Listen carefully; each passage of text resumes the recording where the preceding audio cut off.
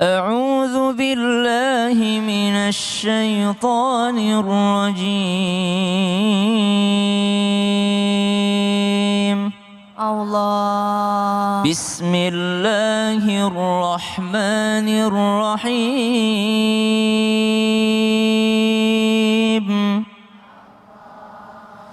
ومن آياته أن خلقكم من تراب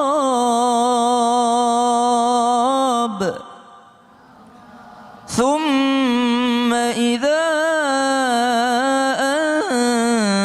أنتم بشر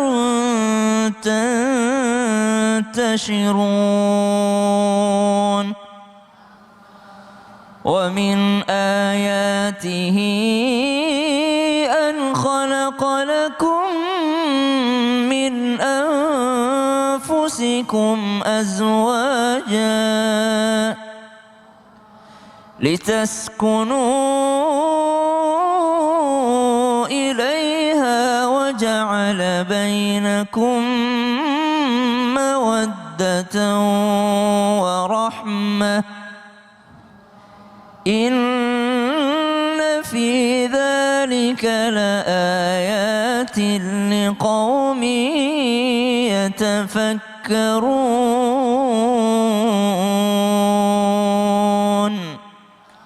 صدق الله العظيم. Aku berlindung kepada Allah dari godaan syaitan yang terkutuk dengan menyebut nama Allah yang Maha Pengasih lagi Maha Penyayang. Dan di antara tanda-tanda kebesarannya ialah Dia menciptakan kamu dari tanah, kemudian tiba-tiba kamu menjadi manusia yang berkembang biak. Dan di antara tanda-tanda kebesarannya ialah Dia menciptakan pasangan-pasangan untukmu dari jenismu sendiri, agar kamu cenderung dan merasa tentram kepadanya. Dan Dia menjadikan di antaramu rasa kasih dan sayang. Sungguh pada yang demikian itu benar-benar terdapat tanda-tanda kebesaran Allah bagi kaum yang berfikir. Maha benar Allah dengan segala firman-Nya. Allahumma arhamna bil Quran. Terima kasih Kak Caca yang telah membacakan kita terjemahan daripada surah Ar-Rum ayat 20 dan 21, di mana tanda-tanda kebesaran Allah ditunjukkan dengan menjadikan manusia itu berkelana. Thumma idza antum basyarun tantashirun. Pertanyaannya, apakah dalam Islam setiap suami istri tidak boleh ada rahasia-rahasia hingga hal kecil sekalipun? Karena sekarang banyak tuh akalnya pakai aplikasi-aplikasi lain biar nggak ketahuan sama orang ketiga. Ibu boleh nggak Bu rahasia-rahasiaan? Yang disembunyi-sembunyi boleh nggak? Yang disembunyi dirahasiakan itu dosa. Dosa masa lalu kita sembunyikan. Tapi kalau ada dosa yang kita tidak bisa keluar darinya dan terjebak di dalamnya, kita pengen cari solusi. Bisa jadi istri kita bisa menuntun kita, bisa jadi suami bisa menuntun kita biar tidak terjebak dalam kesalahan tersebut. Subhanallah. Maka apa yang harus kita lakukan? Tidak boleh ada rahasia-rahasiaan, apalagi rahasia-rahasia itu disadari betul bahwa ini adalah dosa, ini adalah maksiat, ini adalah godaan syaitan. Kalau dilawan sendirian susah, tapi kalau berjamaah insya Allah lebih gampang melawannya. Contoh apa? Sholat sendirian lebih gampang digoda, tapi kalau sholat berjamaah insya Allah lebih aman daripada godaan. Berarti kalau ada godaan dari orang ketiga, jangan lawan sendiri. Kalau lawan sendiri itu susah ngelawannya. Tapi akan kuat. Tapi kalau dilawannya bersama dengan pasangan, bersama dengan keluarga besar, insya Allah lebih kuat itu pegangannya, tamengnya. Amin Allahumma amin. Ustaz, tapi kadang-kadang ya kalau misalkan kayak gitu, kadang-kadang nih orang ketiganya nih berhasil nih ngerebut suaminya gitu ya. Terus kok hidupnya mereka malah jadi baik-baik aja, lebih bahagia daripada istri sebelumnya? Belum tentu, mungkin bahagia dilihat kulitnya, tapi dalamnya kurang bahagia. Naudzubillah min dzalik, naudzubillah. Sesuatu yang didapatkan dari sesuatu yang tidak baik, itu hasilnya juga tidak baik. Dan pasti itu, pasti. Iya. Baik, jazakallah khair. Terima kasih Ustaz Syam, kasih tepuk tangan dulu dong. Aduh, ibu-ibu, semoga pertanyaan ibu-ibu sudah terwakilkan sama saya ya. Tadi ya dan udah dijawab juga sama Ustadz Syam. Nah, sebelum kita lanjut belajar nih, ini ada tayangan nih, doa istri untuk suami. Seperti apa? Ini dia. Subhanallah. Ustadz Habibudin, boleh nggak berdoa kayak tadi Ustadz? Iya. Ya Allah, kalau dia tidak mau sama saya, maka dekatkan padamu artinya rojiun. La ilaha illallah Muhammad Rasulullah.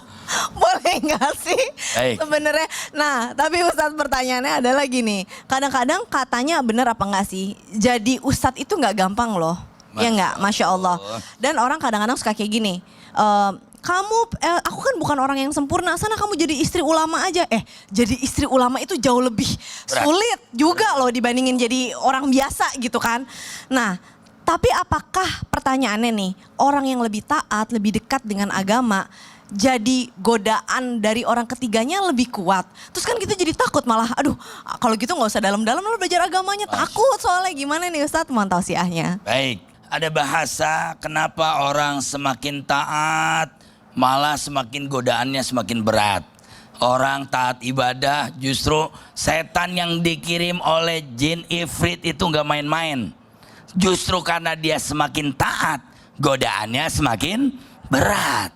Hadirin dirahmati Allah, dulu Rasulullah SAW ditanya, ya Rasulullah, ayu asyaddan nasi balaan. Ya Rasulullah, siapa sih orang yang paling berat cobaannya? Apa kata Nabi SAW? Al-Anbiya. Yang pertama tentu para nabi. Tingkatan kualitas keimanannya, begitulah juga ujiannya. Kemudian fal amsal, yang seperti Nabi, tentu para wali. Di bawahnya orang-orang saleh. Nah mudah-mudahan setidaknya beratnya ujian yang Allah berikan kepada kita, dari diganggunya rumah tangga kita, itu menaikkan kualitas ibadah kita dan keimanan kita kepada Allah Subhanahu wa ta'ala. Hadirin dirahmati Allah Subhanahu wa ta'ala, ingat, Setan kalau kita mau bikin ibadah dia bikin panitia. Setan kalau kita mau bikin ibadah dia bikin panitia. Dengerin baik-baik, catat. Setan itu di 3 tempat dia bikin godaan kita. Mengambil Ustadz Maulana jargonnya sebelum, ketika, sesudah. Tuh 2, 3. Sebelum, ketika, sesudah. Kayaknya bacanya belum hafal. Kali lagi. Sebelum, ketika, sesudah. Coba diulang. Udah. Hadirin dirahmati Allah, sebelum beramal setan udah duluan bikin panitia menggagalkan. Buktinya mau sholat males bukan main. Begitu lagi sholat ada setan pengganggu. Siapa? Larak lirik, iltifat. Dalam keadaan setelah sholat juga ada setannya. Apa? Merasa paling suci, merasa paling alim dan lain sebagainya. Juga dalam rumah tangga, nggak mungkin setan enak ngelihat rumah tangga yang sakinah mawadah warahmah. Sebelum suami berangkat ada aja godaannya. Ketika suami di kantor ada lagi godaannya. Begitu pulang ada lagi godaannya. Nah kita harus mawas diri. Begitu setan dengan segala godaannya, justru kita memperkuat dengan segala keimanan kita. Insya Allah. Jadi jangan takut. Orang yang taat beribadah atau tidak taat, semua sesuai kapabilitasnya. Allah akan menguji fayubtalil mu'minin. Allah akan menguji orang-orang beriman ala hasabi dini, sesuai kadar agamanya. Wallahu a'lam. Jamaah. Yeay. Oh jamaah. Alhamdulillah. Masya Allah, Ustadz Afifuddin masuk akal. Makanya kenapa cobaannya para nabi itu jauh lebih berat daripada kita ya. Tapi kalau gitu nggak usah takut kita belajar agama. Nggak usah takut karena insya Allah pertolongan Allah juga pasti sangat dekat insya Allah. Nah sekarang saya mau kasih kesempatan buat jamaah untuk bertanya karena kita masuk ke segmen Tanya Dong Ustadz. Kami semua tanya dong Ustaz. Nama Islam itu siapa yang mau bertanya? Coba angkat tangannya Bu. Semangat. Nih aku ambilin dulu mic-nya. Yang sebelah sini dulu deh. Silahkan. Yang hijabnya kuning. Ibu siapa namanya? Dari mana? Silahkan Ibu kesini Terima kasih. Bu. Ke tengah-tengah sini Bu. Ya. Yes. Assalamualaikum warahmatullahi wabarakatuh. Waalaikumsalam warahmatullahi wabarakatuh. Perkenalkan Kak Caca, nama saya Marini dari Majelis Taklim Al-Huda, wilayah Santosa Asih, Rancasari, Bandung. Masya Allah, kasih tepuk tangan dong. Ibu saudaranya Marini Zumarnis bukan? Ya itu sepupuan. Oh sepupuan, Masya Allah. Gak boleh bohong. Bercanda Ustaz. boleh tapi jangan ada bohong. Bener gak? Iya kan masih sama cucu-cucu Adam kita. Oh iya, benar masih ada. Kasih tepuk tangan Bu. luar biasa. Mau nanya sama siapa? Iya, jadi begini yang ingin saya Mau nanya sama tanyakan. siapa? Mau Pak Ustadz Maulana. Oke, baiklah kalau begitu. Gini ya Pak Ustadz, kenapa di zaman sekarang ini banyak sekali suami-suami yang tidak pandai bersyukur. Sudah mempunyai istri yang cantik, soleha, sangat melayani kepada suami dan keluarga. Saya batuk dulu. Ya. Sok cantik. Oke. Tetapi Pak Ustadz masih tergoda oleh wanita yang lain yang wajahnya mungkin biasa-biasa aja, masih cantik istrinya. Nah, kalau itu semua Pak ada pengaruh dari campur tangan jin dasim? Apa memang jin dasim? Apa memang suaminya yang gampang tergoda ya Pak Ustadz ya? Terima kasih Pak Bu, Ustadz. saya mau nambahin satu lagi pertanyaannya. Iya, iya. Ustadz, jin dasim itu satu apa ada banyak sih Ustadz? Gitu ya. Sebelumnya saya mau sampaikan kepada yang di rumah. Ibu ini betul-betul perempuan. Kenapa? Aku gitu kenapa? Gak mau salah dia. Yang disalahin setan lah, yang disalahin suaminya lah. Oh gitu. Kenapa gak introspeksi diri? Wis. Kan tadi udah dibilang istrinya sudah soleha, berarti kan Itu bukan introspeksi. Itu puji diri. Baiklah, mohon dijawab dalam tausiah ya Ustadz. Terima kasih. terima kasih Pak Marini. Ustadz, terima kasih Mbak Caca. Silakan. Assalamualaikum warahmatullahi wabarakatuh. Waalaikumsalam warahmatullahi wabarakatuh. Silakan Ibu, silakan Ustadz Masya Allah, Maulana. makasih banyak Ca, makasih banyak Bu. Dan Ustaz kita Masya Allah Ustaz Afif dan Ustaz Sam, mudah-mudahan dilindungi oleh Allah Subhanahu Wa Taala.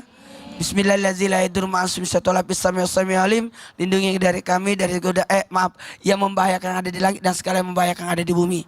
Banyak yang membahayakan. Pertanyaan Ibu, Ustaz, kenapa ya rata-rata suami itu nggak bisa bersyukur ketika istrinya sudah cantik banget, ngelayani banget, tapi kok masih tergoda sama orang ketiga? Wajah yang orang ketiga lah itu wajahnya biasa-biasa aja lagi. Malah ada yang tergoda sama pembantunya kan? Padahal istrinya cantik, Wangi, harum.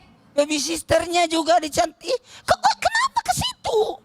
Padahal suaminya, istrinya nih cantik banget. Nah, ada 3 yang harus kita bahas di sini. Betul nggak ada campur tangan jin dasim? Tadi caca lagi, jin dasim itu banyak, ya banyak. Bukan cuma satu Ustadz. Bukan cuma satu, banyak jin dasim. Jin dasim itu tinggalnya di atap rumah. Bukan di laut. Di atap rumah, ada yang tinggal di atap rumah. Subhanallah, iblis. Iblis sama Ifrit itu di sana. Mau ketemu nggak? Nggak mau. Jangan ya, seketika bermuda. Jadi dia turun. Turun pada saat kita makan bersama kita. Tidur sama kita. Jin dasim itu. Makanya masuk rumah, Assalamualaikum. Kalau ada orang, kalau nggak ada orang di rumah, sebutnya apa? Assalamualaikum ya ahlal bait. Oh gitu. Assalamualaikum ya ahlal Bait. bait. Jamaah. Yeay. Pertama, senantiasa berdoa baca Quran sehingga dia turun. Kalau kita makan tidak baca basmalah, dia ikut turun. Memancing keributan, memancing emosi. Ini ujian keimanan, jamaah. Ujian keimanan, ujian rumah tangga yang palanya gede. Kalau palanya kipas angin mah, iya. Cuma lari-lari maraton ya. Manjat pinang, itu doang. Maaf jamaah, suatu saat nanti dari kemudian orang-orang akan di neraka berkata, gara-gara kamu setan yang goda kami. Kata goda setan, saya kan cuma goda, kamu yang lakuin. Dan itu disebutkan dalam Al-Quran, Iya. ya kan? Berarti tadi yang pertama baca Quran, yang kedua apa Ustadz? Mohon izin buat kita baca Quran, baca doa, harmonisasi, istri harus dandan, pedikur, cukur. Bagaimana suami tidak melirik wanita lain dari pagi sampai malam daster mulu. Oh benar. Cantik dong. Jangan pakai daster depan suami kalau bisa ya ibu-ibu ikhtiar. Yang Harus cantik. Nah. Kemudian suami juga mohon maaf, sibuklah dengan kebaikan, ajaklah istri berbuat kebaikan sehingga tidak tergoda sama wanita lain. Masuk akal, Masya Allah, tabarakallah. Pertama tadi baca Quran urusannya sama Allah. Yang kedua istrinya ikhtiar. Yang ketiga suaminya juga ikhtiar. Kata tadi Ustaz Afif, puaskan segala-galanya. Iya, baiklah kalau begitu. Jazakallah khair. Kasih tepuk tangan dulu dong Bu buat guru kita Ustadz Maulana. Terima kasih ya Ustadz pengingatnya pada pagi hari ini, Masya Allah. Dan sekarang kita kasih kesempatan lagi buat jamaah untuk bertanya. Siapa yang mau bertanya angkat tangannya Bu. Tadi sebelah kanan udah, sekarang gantian sebelah kiri deh. Silahkan Ibu, boleh ke tengah-tengah Ibu. Langsung aja, Ibu siapa namanya, dari mana? Insya Allah ya. Bismillahirrahmanirrahim. Nama saya Ibu Yeyen dari Majelis Taklim Muhajirin Kompleks Sipai Asih, Ujung Berung, Bandung. Kasih tepuk tangan dong. Ibu Yeyen mau bertanya sama siapa Bu? Ustadz Afifuddin. Afif. Ya silakan. Ibu di tengah-tengah sini Ya, ya, silakan. boleh. Nah, Baik, nah, Insya Allah, Insya Allah. Pertanyaannya apa Ya. Bu? Gini Ustadz ya, tapi ini mah bisa pengalaman sendiri, bisa pengalaman pada umumnya Oh gitu. wanita di dunia ini ya. Masya Allah. Apa itu? Ini bila suami itu misalnya kebetulan ketahuan Selingkuh. La ilaha illallah. Kalau ketahuan selingkuh. Nah, ya. Kalau nggak ketahuan, apa namanya? Aman mungkin. Ketahuan suami itu selingkuh, lalu istrinya itu mungkin imannya masih tipis ya. Ya. Jadi nggak kuat Pakai atau menahan. Ya, jadi istrinya itu minta cerai langsung kepada suaminya. Nah itu oleh agama itu apa dibolehkan nggak? Mengetahui suaminya selingkuh. Ya. Kemudian minta cerai, Minta boleh nggak? cerai gitu. Jadi Baik. tanpa ada proses apapun langsung aja gitu karena terlalu sakit. Terlalu sakit. Ya, begitu. Sakitnya tuh di sin. Nih. Oke baik, terima kasih Bu Yeyen. Ya, terima kasih. Assalamualaikum warahmatullahi wabarakatuh. Waalaikumsalam warahmatullahi wabarakatuh. Silakan langsung dijawab Ustaz. Baik, bismillah walhamdulillah. Wassalatu wassalam ala rasulillah. Istri boleh nggak minta cerai, menggugat cerai? Boleh. Boleh. Wa in khiftum syiqaqa bainihima, kata syiqaq ini sebetulnya ada batasan di mana istri boleh minta cerai. Istri yang meminta cerai pada persoalan duniawi yang mohon maaf remeh-temeh seperti persoalan ini apa? Jari Bu, ya Allah ya Robbana. Persoalan duit, persoalan rumah tangga yang pengen berlebih. Istri yang minta cerai seperti itu dosa, maksiat, haram. Bahkan ada ancaman tidak diterima ibadahnya. Nah ini persoalannya kan, syiqaq ini adalah ternyata suaminya selingkuh. Al-Imam Nawawi setidaknya mengatakan bila ada pertentangan dalam agama, pertentangan dalam perilaku, persengketaan antara suami dan istri yang gak bisa kemudian dirujukan, didamaikan, maka istri boleh mengajukan cerai. Persoalannya, emang cerai bisa nyelesain masalah? Enggak setiap perceraian itu bisa menyelesaikan masalah. Tidak bermaksud menggurui, hanya barangkali saling berbagi. Kalau buat saya secara pribadi, mari struggle, mari berjuang. Akankah suami kita tidak kita perjuangkan? Bayangkan, bagaimana dengan anak-anak sang bapak ini? Bagaimana dengan suami kita? Wajar barangkali suami kita tergelincir. Maka ibu yang baik, ibu yang salehah, dia akan berjuang dulu.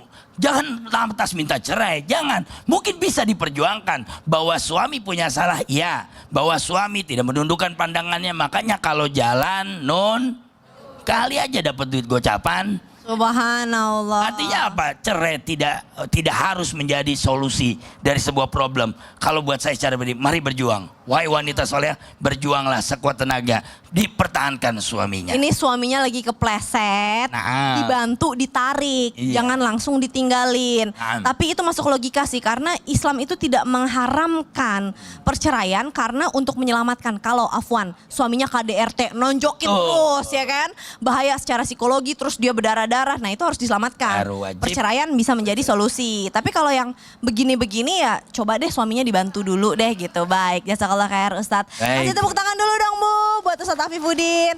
Nah langsung aja yuk kita masuk ke segmen Ustadz bertanya.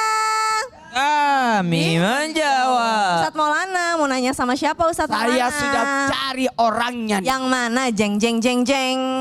Jeng jeng jeng jeng. Jeng jeng jeng jeng jeng jeng jeng jeng jeng jeng jeng jeng. Waduh takut nih udah ngumpet-ngumpet padahal. Oh ketahuan juga. Oke. Silakan Ibu. Ibu siapa namanya? Nama saya Siti Munawaroh. Maju ke depan. Munawwarah anak saya dong. Oh, Masya Udah Allah. berapa kali saya ketemu Munawwarah di sini? Munawwaroh artinya apa sih Ustadz? Yang diberi cahaya. Oh Masya Allah. Ih pantesan kayak glowing gimana. Mau nanya apa Ustadz Maulana? Saya mau nanya sama Mbak Munawwarah. Ya. Nora, namanya samaan sama Nora. Setuju nggak kalau wanita itu bisa memaafkan tapi sulit melupakan? Tidak. Tidak. Tidak. Luar biasa. Karena- Anda terbuat dari apa Anda? Cewek itu susah untuk memaafkan sebetulnya. Oh, Susah. Dalam hatinya susah banget. susah banget. Susah sekali. Oh. Setuju? Susah sekali, susah. Susah. Ah. Jadi susah memaafkan, susah melupakan. Ya. Tepuk tangan dulu. Hidup wanita Indonesia. Luar biasa. Terima kasih. Silakan kembali ke tempat duduk. Waalaikumsalam warahmatullahi wabarakatuh. Silakan Ustadz, kenapa sih Makasih pertanyaan banyak. itu? Kenapa sih Senang, Ustadz? senang. Silahkan. Izin Ustaz Afid dan Ustaz Sam. Kepada semuanya, wahai laki-laki, dimanapun berada, jangan pernah sakiti pasanganmu, khususnya istri, karena saat hatinya hancur, susah untuk disusun kembali, tidak akan bisa seperti dari awal. Betul tidak? Karena wanita ahli sejarah. Ingat semua. Sejarah apa Ustadz? Pokoknya sejarah keseluruhan. Sejarah Apalagi kalau ada kesalahan. suami berkata begini, kita pernah datang ke sini ya? Kata istrinya, lah kapan saya ke sini? Siapa yang kau bawa ke sini? Ah. Nangis itu. Jamaah, Yeay. jamaah. Yeay. Satu, manusia itu memang bisa berubah tapi tidak bisa melupakan. Pasti ada bekasnya. Makanya ada namanya trauma. Ada namanya trauma. Kedua, mohon maaf tanpa menyakiti. Buat kita semua jaga perasaan wanita. Memberi nafkah, nafkah itu bukannya hanya lahir, tapi ada namanya nafkah batin. Mereka butuh perhatian, jangan pernah, karena wanita itu bagikan gelas. Hati-hati jangan sampai dia pecah, rusak dan sebagainya. Dan wanita itu, maaf, saya simpan pinjam kata-kata ini, wanita itu tidak mau berbagi.